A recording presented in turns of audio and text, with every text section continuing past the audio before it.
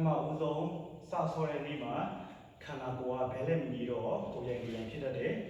ခုံလေးတစ်ခုယူလိုက်မယ်ပြီးရင်ဘေးတစ်စောင်းလေးပြပေးမယ်ခုနကအတိုင်းမြင်မှာဆိုခြေထောက်ကိုခွာလိုက်မယ်ခွာပြီးရင်တစ်ဖက်ကိုရှည်ထုတ်လိုက်မယ်ရှည်တလားလာလိုက်မယ်အနောက်ကလေးရှည်ကြားလေးထောက်ထားမယ်ခုံကိုကင်လိုက်မယ်ဒူးကောင်းကွေးချိန်တိုင်းတော့လေးပဲကွေးမယ်ဟုတ်တယ်နော်ခန္ဓာကိုယ်လေးအရင်နောက်ပုံမလာဘူးအရှိလေးနဲ့ကင်ထားမယ်1 2 3 4 5တစ်ချိန်အရှိတစ်ဖက်ထဲပဲနေမယ်အနောက်ကတစ်ဖက်ကိုအားထည့်ကြမလို့1 2 3 4 5နှစ်ချိန်1 2 3 4 5သုံးချိန်1 2 3 4 5လေးချိန်1 2 3 4 5ငါးချိန်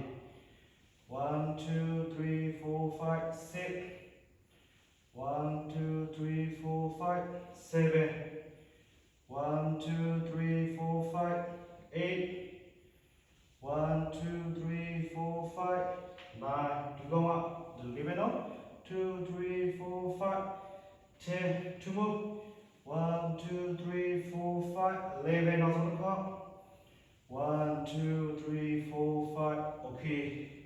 ဒါမျိုးလေးစော့ပေးရမှာဖြစ်တယ်ဟိုဘက်ဒီဘက်မှာတကြော့ပြီးတော့လို့ရှိရင်10မိနစ်နားမယ်